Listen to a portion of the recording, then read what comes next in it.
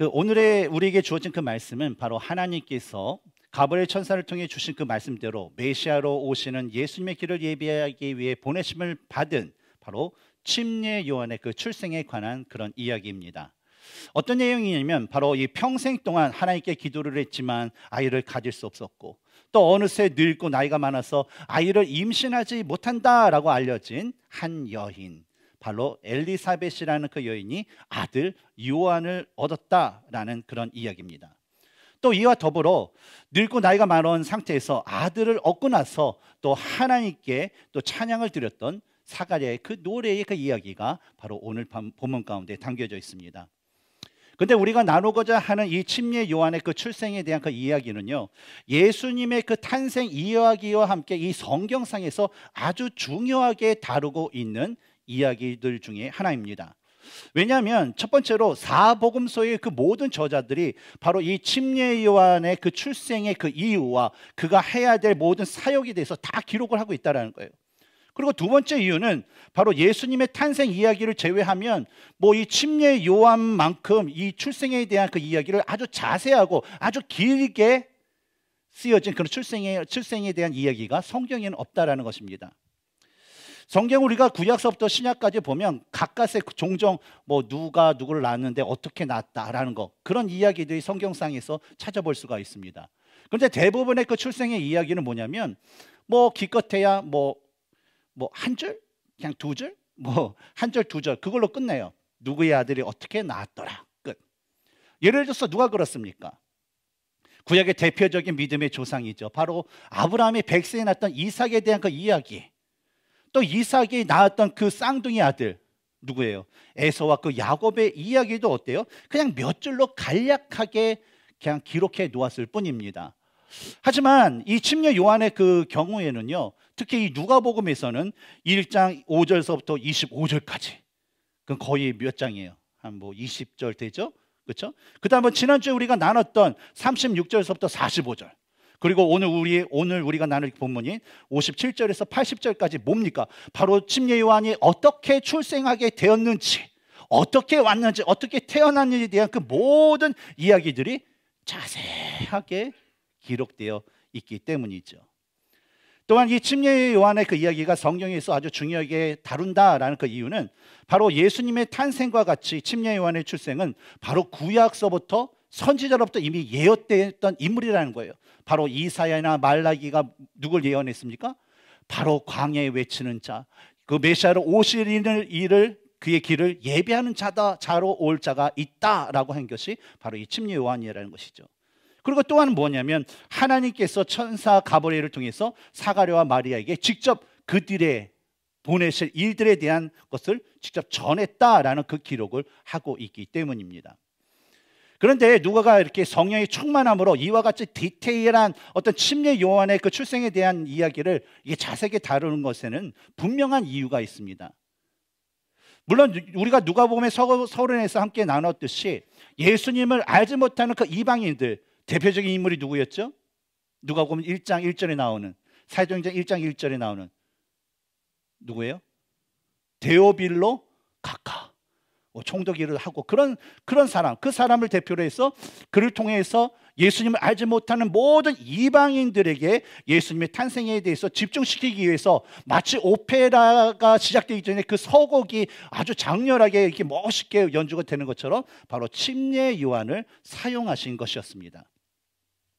하나님께서는요, 말라기 선지자 이후에 성경의 그 구약의 39번째 성경인 말라기서를 쓴 말라기 선지자 이후에 자신의 뜻을 이스라엘 백성들에게 전혀 나타내지 않으셨습니다. 그리고 여러 가지 이스라엘 백성들의 그 삶이 있었죠. 그런데 하나님께서는 약 400년간의 그 침묵을 깨시고 어느 날 자신의 선지자로 이 침례 요한을 보내주셨는데, 근데 이 침례 요한이라는 사람이 뭐 태어나는 것서부터 해서 이 범상치 않는 그 출생의 그 과정과 또 범상치 않는 뭐 그의 그 삶과 그가 행하는 모든 사역을 통해서 어때요? 사람들이 어릴 때서부터 과연 이 아들이, 이 요한이라는 자가 어떻게 자랄까? 무슨 일을 할까라는 그 기대감 속에서 사람들이 점점 그에게 집중할 때는 결과를 얻게 되었습니다. 그런데 또한 마태복음 3장 2절을 보면 침례 요한이 광야에서 그 생활을 하다가 이제 회개의 그런 복음을 전하면서 첫 번째 복음을 전한 것이 있었습니다. 어떤 내용이죠? 회개하라, 천국이 가까이 왔느니라 라는 그 선포를 하면서 계속적으로 그 회개에 대한 그 복음을 전하면서 바로 그리스도의 그 오심을 본격적으로 그가 예비하는 삶, 준비하는 그런 사역을 이뤄가게 됩니다. 근데 이와 맞물려서 예수님께서도 어떻습니까? 광야에서 마귀로부터 이제 시험을 받으신 후에 이제 침례 요한으로부터 침례를 받고 나서 본격적인 사역을 하면서 가장 먼저 복음을 전하셨던 마태복음 4장 17절 보면 어떤 메시지가 있죠? 회개하라, 천국이 가까이 왔느니라 라는 그 동일한 메시지를 선포하시면서 바로 구속의 그 사역을 시작하심을 바로 보여주셨습니다. 그래서 이 침례 요한과 예수님의 이 비슷한 그 과정과 비슷한 그 복음의 그 시작을 통해서 어때요? 침례 요한을 따르던 그의 무리들, 그의 제자들이, 그 사람들이 자연적으로 어때요? 침례 요한이 이제 순교한 후에 자연스럽게 예수님께 주목하고 예수님께 따르는 그 결과를 맞이하게 되었다라는 것입니다. 근데 오늘 이 시간에는 저는 이런 대목을 벗어나서 다른 바로 이런 하나님의 그 섭리 가운데 하나님의 은혜로 태어난 이 침례 요한에 대한 사람들의 반응, 바로 사가랴와 엘리사벳의 그 반응을 살펴보면서 하나님께서 우리에게 은혜로 주시는 완전한 그 구원이 임할 바로 예수님의 그 재림 때까지 우리가 어떻게 반응하며 어떻게 그 다시 오실 예수님을 기다려야 할지에 대해서 함께 나누는 귀한 시간이 되기를 주님의 이름으로 축원합니다. 첫 번째로 하나님께서 주신 구원의 은혜를 받은 우리들은, 제가 오늘 이게 대제를 할 때 우리들은 하면 그래도 이렇게 부끄럽지만 이렇게 우리들은이라는 걸 한번 제스처를 한번 같이 해주시기 바랍니다. 한번 연습해 볼까요? 첫 번째, 하나님께서 주신 구원의 은혜를 받은 우리들은 바로 하나님의 말씀만을 선택하며 살아야 합니다. 이제 내리셔도 돼요. 계속 이따가 한 번 더 이렇게. 이제 마리아가 엘리사벳과의 어떤 3개월 동안의 그런 교제를 나눈 후에 돌아간 후에 이제 엘리사벳이 해산할 시간이 딱 차서 이제 드디어 아들을 낳게 됩니다. 이 아들 남으로 인해서 58절을 보면 이웃과 친족이 주께서 그를 크게 긍휼히 여기심을 듣고 함께 즐거워하더라라는 그 말씀처럼 이 엘리사벳이 아기를 낳으니까 주위에 있는 사람들, 근처에 사는 그 친족들이 다 이렇게 그 소식을 듣고 와서는 엘리사벳과 더불어 축하해, 너무 좋아, 어머 예뻐, 얼마나 고생했어 하면서 어때요? 그런 아주 즐거운 시간을 가졌다라는 것을 알 수 있습니다.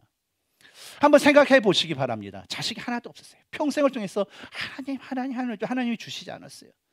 근데 늙고 나이가 들어서 더 이상 임신하지 못한다고 여겼던 그 엘리사벳이 어느 날 아들을 딱 낳게 되었으니 그 기분은 어떨까요? 진짜 말로 표현할 수 없을 거예요. 엘리사벳이 자신이 잉태하고 나서 성경을 보면 5달 동안 자신의 임신한 사실을 숨겼다라고 해요. 그리고 25절을 보면 그 숨기면서 스스로에게 하는 말이 주께서 나를 돌보시는 날에 사람들 앞에서 내 부끄러움을 없게 하시려고 이렇게 행하심이라 라고 그 고백했던 것을 볼 때에 드디어 그 수치 속에 아이를 낳지 못하는 그 수치감 속에 살다가 어느 날 임신을 하고 아이를 딱 낳고 그 아이가 내 손에 딱 들려 있을 때 이 엘리사벳의 그 기분은 어땠을까요? 참 말로 표현할 수 없을 정도로 너무나도 기뻤을 겁니다. 근데 이거는 조금 아빠하고 엄마하고 좀 느낌은 다른 것 같아요. 저도 이제 첫째가 이렇게 나면 TV에서 보면 애기가 나면 나 닮았다고 해서 막 이렇게 남편들이 되게 막 좋아하잖아요. 저도 그럴 줄 알고 기대하면서 애기 낳는 걸 과정을 봤죠. 근데 저희 첫째 승재가 딱 태어나는데 딱 태어난 얼굴 제가 제일 먼저 보지 않았습니까? 아내보다 딱 태어났는데 이건 뭐 이게 잘 안 나오니까 이게 압축기를 이렇게 뺐어요. 그랬더니 머리 늘어나서 외계인 같고 피부는 이게 쭈글쭈글해가지고 이건 원숭이 새끼가 처음 태어났을 때 같고 좀 이상했어요. 그래서 말은 못하겠고 우리 예쁘게 태어나서 그랬죠.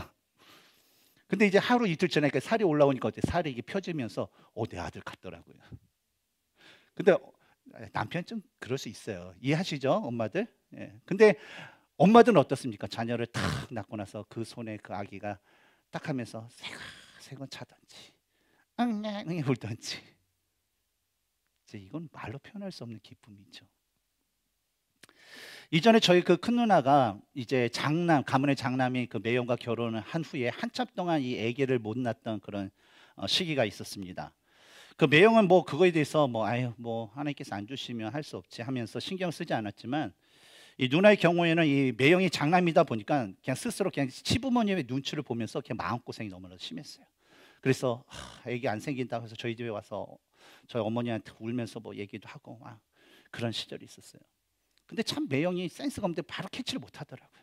근데 어느 정도 이렇게 눈치를 줬더니 그제서야 이제 저희 누나의 그 마음을 알고, 누나가 좀 상의한 후에 자연적으로 안 되니까 한 시험관 시술을 한번 해보자라는 그 결정을 했습니다. 그런데 그게 한 20년 전이었었다는 거죠. 근데 그때만 해도 이 시험관 시술로 인해서 단 한 번의 아기를 갖는다라는 것이 그렇게 쉬운 일이 아니었다라는 거예요.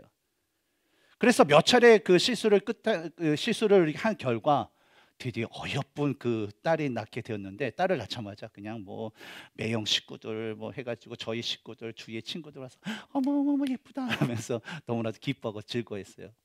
저도 저희 첫 조카를 딱 보니까 너무나도 예쁘더라고요. 너무나도 예뻐서 누나에게 이런 얘기를 했어요.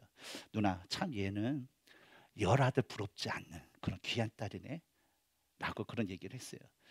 왜냐하면 마치 엘리사벳이 아이를 임신하지 못해서 괴로워했던 그런 저희 누나에게 바로 하나님께서 긍휼을 베풀어서 바로 이 귀한 딸을 얻게 하셨다라는 그 확신이 저희 마음 가운데 있었기 때문입니다. 근데 그 아이가 지금은요, 이 성년이 됐어요. 성년이 되어서 저희 누나가 이제 제 모교회 수원중앙침례교회 이제 3부 메인 거기 올게니스트로서 이렇게 팍 치는데, 이 딸도 피아노를 해가지고 1부 예배 반주자로 탁 됐대요. 그래서 성가대 반주도 하고, 그리고 8시에 예배니까 그 반주를 하고, 그 다음에 또 반주를 한대요. 뭐냐면 예배 끝난 뒤에 근처에 있는 개척교회 가서 자원봉사 반주자로 그 교회를 무보수로 이렇게 막 열심히 섬긴다라고 저희 아버지가 그러시더라고요. 저는 이 소식을 들었을 때 우리 누나가 어렸을 때부터 좀 젊었을 때부터 소원했던 그런 하나님에 대한 그 하나님께 불었던 그 간구에 대해서 하나님께서 다 응답해 주셨구나라는 그런 확신을 다시 한번 할 수 있었습니다. 근데 오늘 본문에 나는 58절에서도요, 누가는요 엘리사벳이 아들을 낳은 것에 대해서 하나님께서 그녀를 크게 긍휼히 여기셨다라고 말을 합니다. 그리고 이웃과 친족들이 이 믿어지지 않는 이 하나님의 긍휼의 그 소식을 듣고 와서는 매우 기뻐하며 함께 어때요? 축하게 되었다라고 말하고 있습니다. 누가가 이 구절에서 말하는 이 긍휼이라는 것은요, 바로 하나님의 끝없는 그 사랑을 의미합니다. 그리고 주께서 그를 크게 긍휼히 여기셨다라는 그 말은 바로 늙도록 자식을 낳지 못해 대가 끊어져 사람들에게 수치거리가 된 이 엘리사벳에게 바로 하나님께서 임신하는 능력을 주시고 또 그녀로 하여금 출산하여 아들을 낳게 하는 놀라운 복을 주셨다라는 그 의미입니다. 근데 이것을 다른 말로 표현하면 바로 하나님을 경외하는 하나님의 백성들에게 주시는 하나님의 사랑과 자비와 긍휼하심이 어떠한지를 바로 엘리사벳을 통하여서 직접 보여주셨다라는 그런 표현입니다. 그런데 이러한 하나님의 긍휼을 목격한 사람들은 어떤 반응을 보이겠습니까? 하나님께 영광 돌릴 수밖에 없고 엘리사벳과 함께 기뻐하고 그 아들로 인해서 즐거워할 수밖에 없었던 것입니다. 근데 문제는요, 엘리사벳이 아들을 낳은 지 8일이 되었을 때에 그 가정이 생기게 되었어요. 현재 사가랴, 남편 이 사가랴는요 10개월 전에 하나님의 천사를 만난 후서부터 전혀 말을 할 수 없는 그런 상태에 있었습니다. 근데 본문을 살펴보면 22절에 1장 22절에 그가 몸짓으로 몸을 표시하고 그냥 말을 못하는 대로 있더라. 성소에서 하나님께 분향하고 나왔던 그 사가랴가 사람이 나타났는데 말을 못해요. 그러니까 뭐 있었던 일, 뭐 얘기하는지 아세요? 몸짓으로 이렇게 얘기했다라는 그 말. 그리고 오늘 보면 62절에 이 친족들이 이 사가랴에게 얘기할 때 그 아버지에게 몸짓을 하여 무엇으로 이름을 지으려 하는가 물어보니 라는 그 표현을 볼 때에 이 사가랴는 단순히 말 못하는 그런 벙어리뿐만 아니라 뭐요? 듣지도 못하는 기머거리의 그런 상태에 있었다라는 것입니다.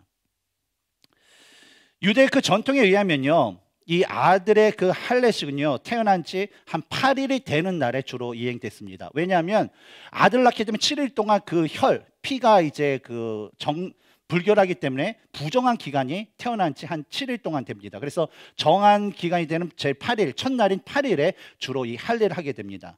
근데 할례를 하는 날에는 뭐 친척들도 이렇게 모여서 하는데 할례뿐만 아니라 그 자리에서 이 아이의 이름을 지어주게 됩니다. 근데 사가랴가 처한 이 형편은요, 현재 뭐예요? 말도 못하죠. 듣지도 못하다 보니까 이 가까운 친족들이 이 사가랴를 대신해서 이 아이의 이름을 지어주고자 했다라는 거예요. 그런데 이때에 아들의 이름을 지어주는 그 문제 때문에 엘리사벳과 이 친족들 사이에서 아주 갈등이 생기게 되었어요. 왜냐하면 보면 59절을 보면 친족들이 아이의 이름을 바로 전통에 따라서 아버지의 이름과 같이 사가랴라는 그 이름을 지어주려고 할 때에 엘리사벳이 갑자기 나타나서 안 돼요. 우리 아들의 이름은 요한이에요 라고 강력히 주장했기 때문이에요. 바로 어떤 대치가 되었습니까? 모든 사람이 인정하는 전통에 따라서, 가문의 그 전례에 따라서 아이의 이름을 전해주고자 하는 그 친족들과 엘리사벳 자신과 자신 남편 사가랴만 알고 있는 하나님께서 그이들의 아들에게 지어준 이름을 지어주려는 이 엘리사벳과의 그 사이에 갈등이라는 게 생기게 되었다는 것입니다. 일러는 엘리사벳 뜻밖의 행동으로 친족들은요 61절에서 다음과 같은 그녀를 책망합니다. 내 친족 중에는 이런 이름으로 이름한 이가 없어. 뭔 소리 하는 거야? 쓸데없는 소리 하지 마. 그런 막 책망이 막 그녀에게 쏟아졌다는 것이죠. 가문 대대로 전승되어 온 이름을 중요시하던 이 당시의 그 유대인 그 친족들에게 있어서는요, 얘 조상들 중에 그 누구도 가져본 적이 없었던 그 이름을 아들에게 지어주겠다라고 고집하고 주장하는 이 엘리사벳의 모습은요 너무나도 어처구니가 없는 그런 모습이었어요. 더욱이 사가랴와 엘리사벳의 가문은 어떤 가문이에요? 어떤 가문이었습니까? 제사장 가문이었어요. 그러다 보니까 어때요? 그 친족들도 누구예요? 제사장 가문 사람들이에요. 그러다 보니까 엘리사벳의 이런 행동은요 그들에게 있어서 더욱더 심각한 문제로 다가오게 되었다는 거죠.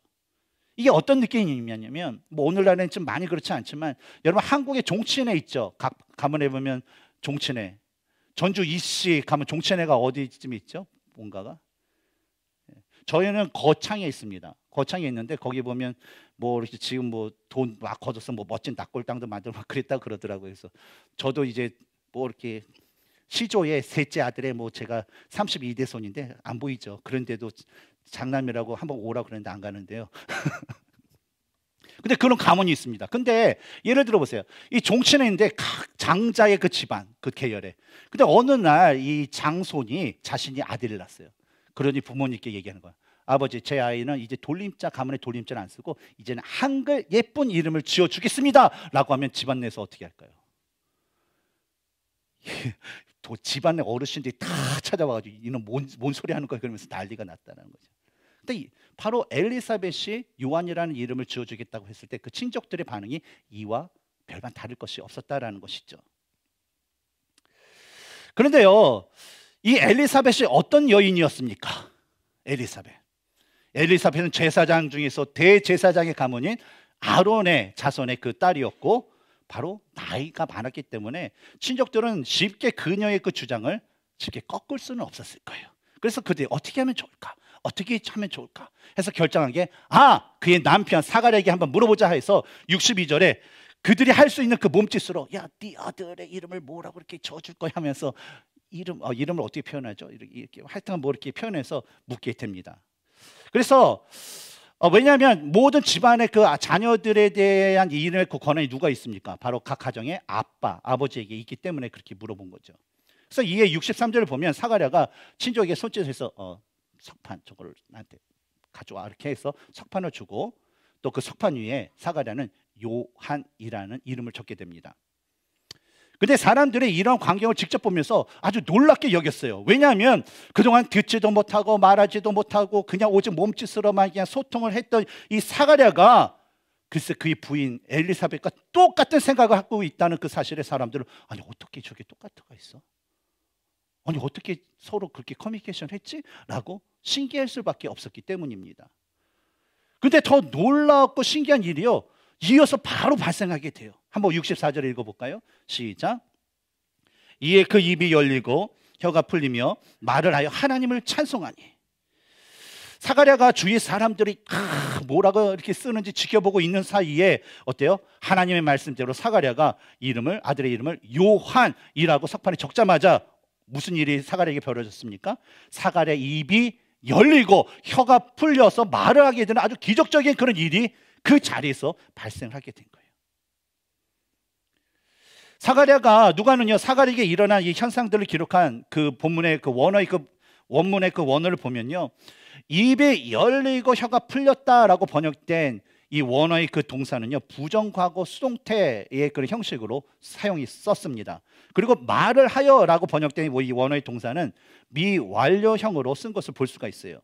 이것은 뭐냐면 바로 하나님에 의해서 사가랴의 입과 혀가 닫혔지만 다시 하나님의 능력으로 다시 정상적으로 회복된 이 하나님의 그 섭리에 대해서 우리에게 보여주고자 한 것입니다. 우리는 이러한 엘리사벳의 행동과 이런 사가랴에게 일어난 일들을 보면서 우리는 한 가지의 그 교훈을 얻을 수 있습니다. 어떤 교훈이냐면 바로 하나님의 말씀에 절대적으로 순종하고 지켜 행할 때에 하나님께서 자신의 능력으로 우리를 덮으시고 우리 삶 가운데 아주 크신 역사를 일으켜 주신다라는 거예요. 오늘 우리는요, 세상이 말하는 진리 그리고 성경이 말하는 그 진리 가운데 우리는 살아가고 있습니다. 그런 세상이 말하는 진리라는 것은 무엇일까요?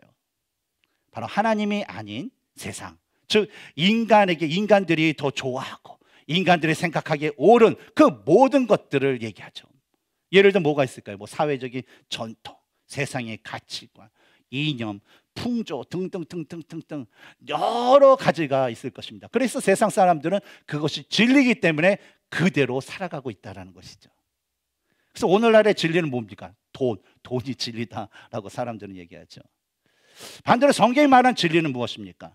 바로 하나님이 중심이 되고 하나님께서 말씀하신 것들을 의미합니다.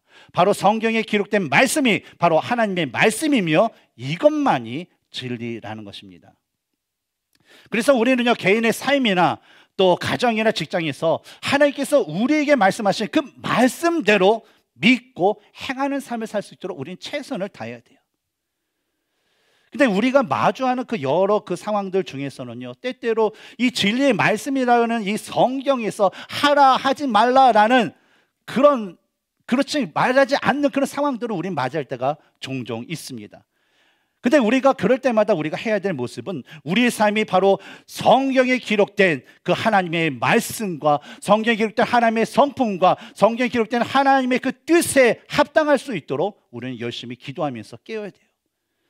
그리고 이와 더불어 성령 하나님의 도우심을 구하면서 모든 상황 속에서 우리의 삶이, 우리의 가정이, 우리의 직장이 바로 주님의 뜻대로 살아갈 수 있도록 분별하면서 살아가야 될 줄 믿습니다. 사실 이 사가랴와 엘리사벳이요, 그 친족들이 주장하는 전통에 따라서 행해야 된다, 전통에 따라서 이 아이의 이름을 지어줘야 된다라는 이 주장에 반대한 것, 거부한 것은요, 아주 크나큰 그 부담이었어요, 그들에게. 왜 그렇습니까? 그때 부족 사회였었잖아요. 그러다 보니까 자체 친척들의 그 요구, 전통을 깨는 일은 뭐냐면 친척들로부터 외면을 당할 수밖에 없어요. 그렇게 하면 사회적인 고립이 됐죠. 그러니까 삶이 자연적으로 어려울 수밖에 없는 겁니다. 그러나 그럼에도 불구하고 사가랴와 엘리사벳은요, 바로 하나님께서 말씀하신 것이 더 중요했어요. 왜냐하면 율법에 근거한 좋은 전통을 그들이 수백 년 가량 대대손손 자자손손 그들이 지켜왔지만 그것은 뭐예요? 좋은 전통이라는 것은 하나님께서 직접 해라라고 명령하신 말씀이 아니라는 거예요.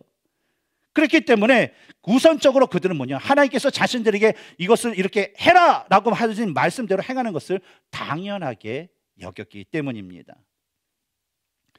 저는 이 교회의 담임 목사입니다. 네, 어떻게 보면 담임 목사는 여러 가지 있어서 참으로 완벽해야 된다라고 많은 성도님들이 생각하죠. 하지만 저도 인간이기 때문에요, 여러 가지 그 일들, 많은 그 일들 가운데 실수도 할 때도 있고 또 부족함도 있습니다. 그러나 저는요, 날마다 하나님께서 주신 그 말씀과 그 기도 가운데 성령 하나님의 그 도우심을 구하면서 진짜 하나님의 그 진리 말씀이 성경에 기록된 대로 하나님, 나의 삶을 어떻게 하면 살아갈 수 있을까요? 도와주세요. 하나님, 나에게 맡겨진 이 교회와 우리 성도님들이 어떻게 하면 하나님의 그 진리 가운데 온전히 설 수 있을까요? 알려주세요. 도와주세요 하면서 하나님께서 저에게 깨워주시는 그대로 저는 제 삶과 우리 교회 가운데 목회를 하고 있습니다. 또한 우리가 소속된 이 남침예교가 참 성경 우선순위, 아주 복음주의 중에 가장 우뜸이라고 우리는 얘기합니다. 하지만 저는요, 이 남침예교가 100% 완전히 이제 하나님께서 말씀하신 그 성경대로 행하는 교단이다라고 말할 수는 없어요. 여기서 완벽하게 100%라는 것은 오리지널 그 메시지, 원본이 없는데 하나님께서 처음에 모세에게 말했던 그 말씀대로 100% 행하는 교단이다라고 말할 수 없어요. 왜냐하면 우리 남침예교의 모든 목회자들과 신앙 침례교인들은요, 성경에 기록된 말씀을 최선을 다해서 연구합니다. 관찰하고 또 이것을 기도해요. 그리고 말씀대로 살아갑니다. 그러면서 성령 하나님께서 깨닫게 하시는 그 부분에 있어서 우리가 지금까지 이것이 수백 년 동안 우리가 지켜왔던 신앙일지라도 성령 하나님께서 야, 그거 잘못됐어 라고 말하신다면 그 즉시 우리가 행했던 그 모든 것을 내려놓고 고쳐서 행하는 교단이 바로 우리 남침예 교단이라는 거예요. 그래서 아무리 해도 뭐예요? 말씀 중심, 성경 중심을 하는 그 교단이 우리 교단이라는 것이죠.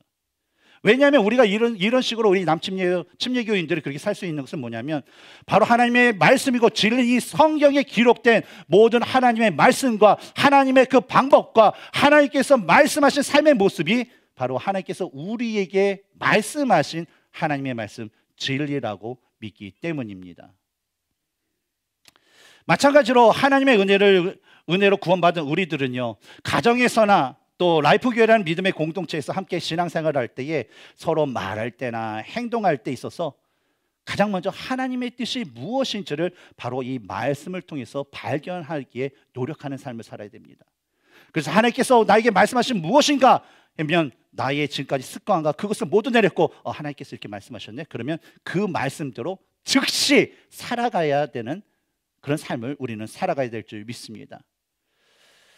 그리하면요, 하나님께서요 분명히 우리의 가정과 직장과 또 어떤 가정 가운데 닥친 여러 가지 그 문제와 그 어려움들을 우리가 극복할 수 있는 그 능력과 힘과 그 상황을 우리에게 허락해 줄 줄 믿습니다.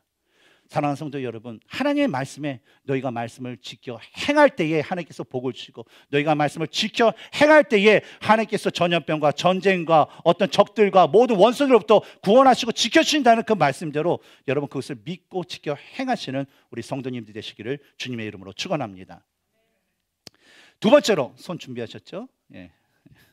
두 번째로, 하나님께서 주신 구원의 은혜를 받은 우리들은 하나님을 찬양하며 살아가야 됩니다. 예, 이제 내시기 바랍니다.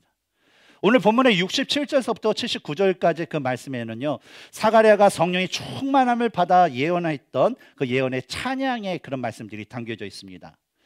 근데 이 찬양의 그 내용, 찬양의 그 가사의 그 내용들을 살펴보면 좀 이상한 점이 있어요. 뭐냐면 지난 10개월 동안 말하지도 못하고 듣지도 못했던 이 사가랴가 다시 말문이 터져서 했던 그 찬양의 그 내용들을 보면 좀 우리가 이해할 수 없는 그런 내용들이 담겨져 있기 때문입니다. 여러분 일반적으로 한번 생각을 해보세요. 평생 동안 자녀를 주세요. 자녀를 주세요. 해도 못 가졌어요. 근데 가질 수 없는 그 상황에서 어느 날 아들을 주셨어요. 그러면 우리들 가운데 퍼져나오는 고백되는 찬양은 어떤 내용이겠습니까? 아들을 주심 감사, 자녀 주심도 감사 하면서 어때요? 그 고백을 할 수밖에 없는 거예요. 안 그렇습니까? 그리고 이 사가랴의 경우에는 10개월 동안 말도 하지 못했어요. 듣지도 못했어요. 근데 갑자기 입이 열리고 말할 수 있게 되면 어떤 고백을 할 수 있을까요? 말하게 해주신 거 감사해요. 들을 수 있어 감사해요 라는 그 감사의 고백, 아니면 하나님 나에게 왜 이런 10개월 동안 말도 못하는 그 고통을 주셨어요? 진짜 너무한 거 아니에요? 하면서 불평의 소리를 할 수 있다는 것입니다. 동의하시나요?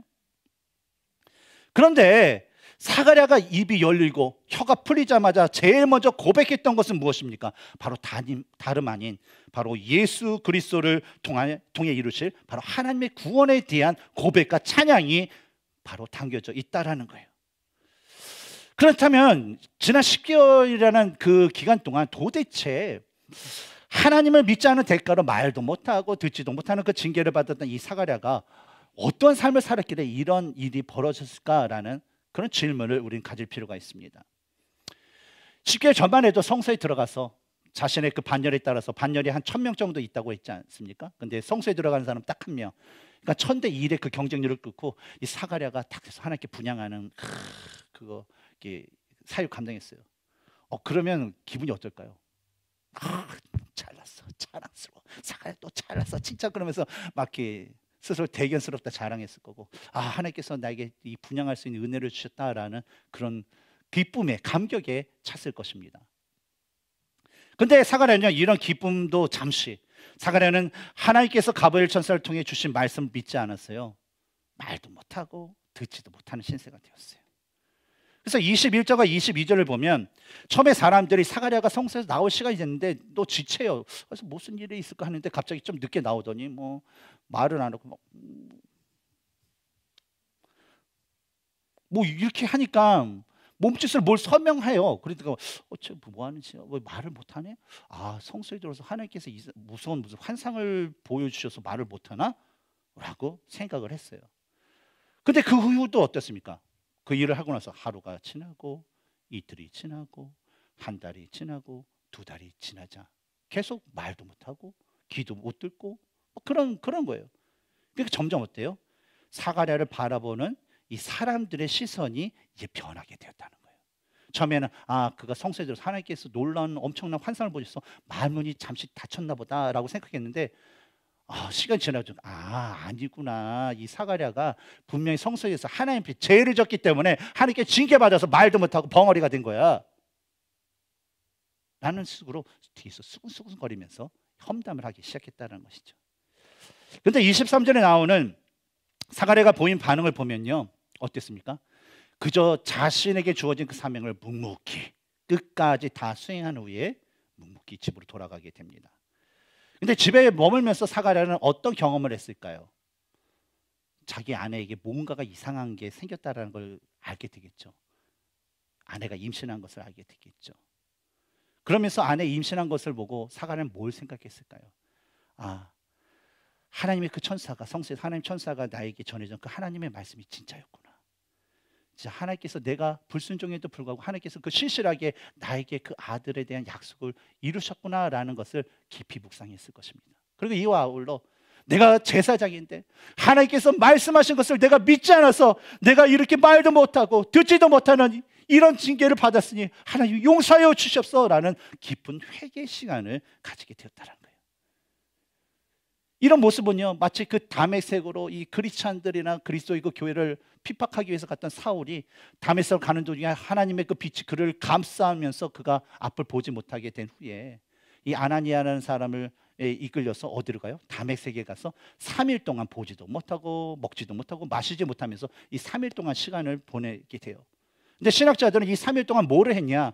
바로 예수 그리스도께서 죽으시고 장사한 그 3일을 그가 경험을 했고, 또 그 3일 동안에 바로 자신의 그동안 그리스도를 핍박했던 그에서 회개를 하고 바로 예수 그리스도께서 부르심에 대한 그 복음의 사명을 확실하게 경험을 했다라고 신학자들이 봐요.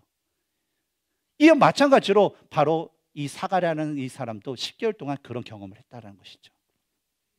이런 과정을 통해서 사가랴는요, 하나님의 말씀대로 아내 엘리사벳이 아들을 낳자 더 이상 자신이 가지고 있던 지식, 자신이 가졌던 그 경험, 자신이 가졌던 그 가치관을 따르지 않게 되었어요. 이전에는 어땠어요? 자신의 지식과 경험을 이유로 하나님께서 너에게 아들을 주실 거야 라는 그 말씀을 믿지 않았던 사가랴가 이제는 어때요? 자신이 가진 모든 지식과 경험을 내려놓고 하나님께서 말씀하신 그 말씀만을 선택하며 따르게 되었다라는 것입니다. 우리 63절 한번 읽어볼까요? 시작. 그가 서판을 달라하여 그 이름을 요한이라 쓰매 다 놀랍게 여기더라. 10개월 전에 사가랴였으면 이 석판에 요한이라고 썼겠습니까? 뭐라고 썼겠어요? 사가랴라는 이름을 썼을 거예요. 근데 그거 변화받았어요. 근데 사가랴가 하나님의 말씀대로 지켜 행하여 그 아들의 이름을 요한이라고 정한 순간에 그의 닫혔던 입이 열리고 굳어졌던 입이 풀리면서 말을 할 수 있게 되었습니다. 그리고 그가 제일 먼저 했던 말은 바로 하나님을 찬양하는 찬송이었어요. 우리가 사가랴가 찬송을 했던 그 찬송을 한 것을 우리가 살펴보면 그가 왜 10개월 동안에 침묵했다가 말을 못했다가 깨어나자마자 왜 첫 번째 했던 것이 하나님을 찬양했던 찬송이었는지에 대한 그 이유를 알 수가 있습니다. 첫 번째로 68절을 보면 찬송하리로다 주 이스라엘의 하나님이여 그 백성을 돌보사 속량하시며 라는 그 말씀을 통해 사가랴는요 그 10개월 동안 하나님의 그 속량하심, 즉 구원의 은혜를 주신다라는 그 말씀으로 인해서 하나님을 찬양할 수밖에 없었어요. 두 번째로 69절에 우리를 위하여 구원의 뿔을 그 종 다윗의 집에 일으켰으니 라는 그 말씀대로 사가랴는요 바로 하나님의 약속대로 다윗 왕의 가문을 통해서 메시아, 즉 그리스도를 주시는 그 하나님의 은혜로 인하여서 기뻐하며 찬양할 수밖에 없었습니다. 세 번째로는 70절과 73절에 이것은 주께서 예로부터 거룩한 선지자의 입으로 말씀하신 바와 같이 곧 우리 조상 아브라함에게 하신 맹세라라는 그 말씀처럼 사가랴는요 하나님께서 아브라함에게 약속하셨던 그 맹세하신 것대로 그대로 이루어 주시는 분이라는 것을 알기 때문에 그의 입이 열리는 순간에 하나님을 찬양할 수밖에 없었습니다. 마지막 네 번째로 78절과 79절에 돋는 해가 위로부터 우리에게 임하여 어둠과 죽음의 그늘에 앉은 자에게 비치고 우리 발을 평강의 길로 인도하시리로다 라는 그 말씀처럼 이 사가랴는 돋는 헤라가 상징하는 바로 예수 그리스도를 통하여서 구원을 이루실 하나님의 은혜로 인하여서 그 하나님이 이루실 그 구원의 사역으로 인하여서 하나님을 찬양할 수밖에 없었던 것입니다. 그리고 이러한 찬양의 그 고백 가운데 사가랴 자신의 아들 침례 요한에 대한 그 언급도 있는데 한번 76절과 77절을 한번 읽어보겠습니다. 시작. 이 아이여 내가 지극히 높으신 이의 선지자라 일컬음을 받고 주 앞에 앞서서 가서 그 길을 준비하여 주의 백성의 그 제사함으로 말미암는 구원을 알게 하리니. 이 고백을 보면요 사가랴는요 더 이상 아버지의 입장에서 인간적인 관점으로 침례 요한을 자신의 귀한 아들로 그를 축복한 것이 아니라 바로 하나님의 약속대로 보내심을 받은 그리스도의 길을 예비하는 하나님께서 선택하신 한 명의 하나님의 선지자로 그를 소개하고 있다라는 것입니다. 그가 이런 고백을 할 수 있었던 것은 바로 10개월이라는 시간 동안 그는 더욱더 하나님께 기도하는 시간을 가졌을 것이고 또한 성령의 그 충만함으로 인해서 하나님께서 자신에게 주신 이유가 아들을 주신 이유가 자기 자신이나 자신의 가문을 위해서 아들을 주신 것이 아니라 바로 하나님께서 계획하신 그 구원의 사역을 위해서 오실 그 그리스도를 예비하기 위해서 주신 아들임을 그는 깨달았기 때문입니다. 그래서 친족들이 아들의 이름을 무엇이라 지을 것이냐라고 물어봤을 때 그는 망설임 없이 요한이라는 이름을 석판에 적을 수밖에 없었고 그의 입이 열리고 혀가 풀리자마자 그가 할 수 있는 고백은 하나님이 이루실 그 구원의 사역에 대해서 찬양할 수밖에 없었던 것입니다. 그리고 이런 기이한 일들로 인해서 사람들은요 그냥 주위 사람들에게 놀라운 소식을 전할 수밖에 없었고요. 또한 이 사가랴가 찬양을 통해서 사람들은요 66절에서 이 아기가 요한이 장차 어찌 될까라는 그 말을 마음에 품고요. 자 요한 이 아이가 태어날 때부터 참 신기했는데 아니 날 때도 신기했고 그럼 도대체 이 아이 커서 도대체 어떻게 하나님 쓰실까? 어떻게 이 아이가 성장할까라는 그것을 마음에 품면서 마음으로 지켜보면서 살게 되었다라는 것입니다. 그리고 이러한 요한의 그 성장에 대해서 누가는요 80절에서 다음과 같이 말씀하고 있어요. 아이가 자라며 심령이 강하여지며 이스라엘에게 나타나는 날까지 빈들에 있으니라. 어느 가정에 아버지와 아들이 서로 이 관계가 좋지 않은 그런 부자가 있었다고 합니다. 그런데 어느 날 아들이 아무래도 아버지와 이 관계를 좀 회복하고 싶어서 아버지께 부탁해서 산책을 하게 돼요. 산책을 하다가 딱 보니까 저쪽에 진짜 멋진 스포츠카가 다 지나가는 것을 보게 돼요. 그래서 이 아들은요 아버지가 성공한 사업가였기 때문에 충분한 재정이 있기 때문에 아버지에게 아버지 저 이제 곧 졸업인데 졸업을 하게 되면 졸업 선물로 저 스포츠카를 저에게 사주세요 라고 요청을 했다고 합니다. 그리고 주위 사람들에게 자기가 좋아하는 스타일, 색깔 그걸 다 얘기해서 뭐 아빠가 내 아들 뭘 좋아하고 저 색깔 막 그러면서 사게끔 이렇게 만들었대요. 그래서 이제 아들이 드디어 졸업을 한 후에 기쁜 마음으로 아버지 서재에 갔습니다. 아버지가 준비해 놨겠지. 근데 아버지의 손에 들려 있던 것은 뭐 자동차 키가 아니라 잘 포장된 요만한 박스, 선물 박스가 있었어요. 근데 그 박스를 열어보니까 자신의 이름이 적힌 성경책이었어요. 아들은 자신이 아버지께 원했던 그런 선물이 아니었기 때문에요, 기분이 무척 상했어요. 그래서 역시 아버지하고 날 관계는 가꿔칠 수가 없어. 그러면서 그 박스를 덮고 아버지께 휙 던지면서 아버지 등을 돌려서 그곳에 나왔어요. 근데 돌아서는 그 아들에게 아버지는, 얘야, 이 책 한 번만이라도 읽어보지 않겠어? 하면서 애원했지만 아들은요, 아빠 지금 내가 필요한 거 이 성경책 아니에요. 나중에 시간 있으면 볼게. 그냥 갖고 계세요 하면서 자기 방에 들어서 짐을 챙기고 집을 나가버렸다고 합니다. 그 후에 아들은요, 다른 지역에 가서 그냥 아버지가 또 성공한 사업가이기 때문에 우리 아무개 아들입니다 해가지고 좋은 직장도 얻게 되고, 또 그 후에는 또 사업도 해서 나름대로 큰 돈을 벌게 되었습니다. 또 그러다 보니까 아름다운 아내를 만나서 자식도 낳고 이렇게 살게 되었죠. 근데 아직까지도 아버지와의 그 관계는 단절된 상태였어요.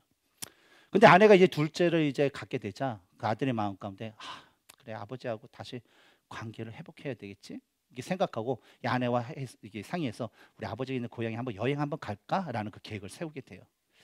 그런데 여행을 떠나기로 한 그 주에 그에게 들려온 것은 뭐냐면 아버지가 갑작스러운 심장병으로 돌아가셨다라는 그런 소식이었습니다. 아들은요, 아버지와 연락하지 않고 지냈던 그 오랜 시간 동안을 후회하고 또 아버지의 그 죽음에 대해서 아파하면서 아버지 집으로 갔어요. 그리고 아버지가 남겨둔 그 유산을 상속받고 아버지가 남긴 그 짐을 정리하게 되었습니다. 근데 한참 동안 집안을 정리하고 또 아버지 방에서 이게 정리하는 중에 아버지 책장에 눈에 익은 그 선물 포장 박스가 하나가 있었습니다.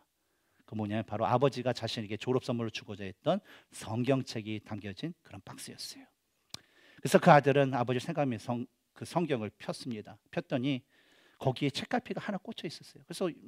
그래서 그 책갈피를 봤더니 아버지가 줄쳐놓은 한 구절이 있었습니다. 바로 마태복음 7장 11절이에요. 너희가 악한 자라도 좋은 것으로 자식에게 줄 줄 알거든 하물며 하늘에 계신 너희 아버지께서 구하는 자에게 좋은 것으로 주시지 않겠느냐. 아버지의 관계가 안 좋았을 때, 자신이 아버지를 미워했을 때 아버지는 어때요? 아들이 나를 악한 자라고 생각해도 네가 진짜 내가 너에게 좋은 것을 줄 수 있고 또 하나님께서 너에게 더 큰 걸 주실 수 있어 라는 그 마음을 담아서 그걸 줘서 아들에게 읽게끔 하는 자신의 그 메시지를 전하고 싶었던 것이죠. 근데 아들은 그것을 보지 못했던 그 마음 때문에 이 구절을 통해서 아버지의 마음을 느끼게 되고 큰 감정이 있어 성경책을 확 끌어안게 되었습니다. 근데 끌어안는 순간 성경책에서 열쇠 하나가 툭 떨어진 거예요. 근데 그것은 바로 자동차 키였다라는 것을 알게 되었습니다. 그래서 이상해서 아버지 차고에 가보니 한쪽 구석에 차 한 대가 덮개로 덮여 있었습니다. 근데 그 덮개를 탁 펼친 순간 자신이 아버지에게 요구했던 바로 그 스포츠카가 그 차고에 있었다라는 거예요. 아들은요, 이미 자신이 원했던 그 선물을 아버지에게 받았던 것이에요. 근데 아버지가 자신이 원하는 포장의 방식이 아닌 다른 방식, 그것으로 줬기 때문에 그것이 마음에 들지 않아서 그 선물을 그동안 받지 못했던 것이었습니다. 우리는 이 이야기를 통해서 사가랴와 또 오늘날 우리들의 모습을 한번 되돌아볼 필요가 있습니다. 우리가 믿는 하나님은요, 아빠, 아버지 되시고 또 자녀된 우리가 필요한 모든 것들을 이미 다 아시고 또 우리가 생각했던 것 외에도 더 귀한 것으로 우리에게 주시기 위해서 이미 모든 것을 다 준비해 주신 분이십니다. 그런데 혹시 우리는요, 우리의 간구에 대한 하나님의 그 응답으로 하나님께서 주시는 그 포장지와 하나님께서 주시는 그 방법에 우리들의 마음에 들지 않아서 혹시 이미 준비하시고 우리에게 주신 그 선물을 거부하는 삶을 살고 있지는 않습니까? 이스라엘 백성들은요, 대대손손 하나님께서 약속하신 그 메시아를 기다리면서 그 메시아를 주십시오, 보내주십시오라고 오랫동안 살았어요. 하지만 정작 하나님께서 보내신 그 메시아의 그 모습이 자신들이 원하는 모습이 아니라는 그 이유로 예수 그리스도를 거부하고 예수 그리스도를 십자가에 못 박고 죽이는 그런 죄를 짓게 되었습니다. 사가랴도 아내 엘리사벳과 함께 평생 동안 하나님 우리에게 자녀를 주십시오, 자녀를 주십시오라고 기도를 하고 노력을 했어요. 그러나 정작 사가랴는요, 하나님께서 천사를 통해서 전해준 너에게 아들을 주실 거야 라는 그 말씀을 믿지 않았습니다. 그리고 10개월이나 시간 동안 하나님께 주신 그 은혜에 대해서 자신이 말로 표현을 못하고 감사도 표현하지 못하고 오히려 사람들에게 어휴, 하나님께 벌 받은 놈, 하나님께 죄 지은 사람 하는 그 눈총을 받으면서 살게 되었습니다. 하나님께서는요, 우리의 간구에 간절한 간구를 들으시고요, 반드시 응답하시는 분이십니다. 그러나 우리가 하나님께서 응답하시는 것에 대해서 우리가 잘 모르는 이유는 우리가 입술로는 말씀을 읽지만 그 말씀을 내 마음에 받아들이지 않기 때문이에요. 우리가 하나님 앞에 필요해요, 주세요 라고 땅을 보면서 우리가 기도하며 눈물 뿌리지만 그것을 주시는 그 하나님을 우리가 바라보면서 신뢰하지 않기 때문입니다. 사랑하는 성도 여러분, 아버지가 준비한 그 선물, 그것을 겉만 보고 판단하여서 그 안에 담겼던 그 축복을 얻지 못했던 그 어리석은 아들처럼 우리는 그런 삶을 살지는 않아야 될 줄 믿습니다. 2000년 전 많은 유대인들이 예수님의 겉모습만을 보고 그분을 믿지 않았습니다. 그리고 그들은 죽은 후에 영원한 형벌을 받게 되었습니다. 오늘날 우리는요, 다시 오실 그 예수님을 기다리는 사람들입니다. 그런데 예수님을 온전히 기다리기 위해서는 우리에게 주신 그 구원의 은혜를 온전히 간직하고 우리에게 명령하신 복음의 사명을 잘 감당하는 삶을 살아야 됩니다. 이를 위해서 사도 바울은요, 에베소서 4장 22절에서 24절에서 우리로 하여금 새 사람을 입어야 된다라고 말씀하세요. 그것은 뭡니까? 바로 예수 그리스도라는 그런 옷을 입어야 된다고 합니다. 우리 같이 한번 그 구절을 읽어볼까요? 너희는 유혹의 욕심을 따라 썩어져가는 구습을 따르는 옛사람을 벗어버리고 오직 너희의 심령이 새롭게 되어 하나님을 따라 의와 진리의 거룩함으로 지으심을 받은 새 사람을 입으라. 사랑하는 성도 여러분, 하나님의 구원의 은혜를 받은 자로서요, 항상 하나님의 말씀만을 선택하고 하나님을 찬양하는 살면서 하나님께 기뻐하시고 우리를 창조하신 그 목적대로 하나님께 영광 돌릴 수 있는 저와 여러분이 되기를 주님의 이름으로 축원합니다. 함께 기도하겠습니다.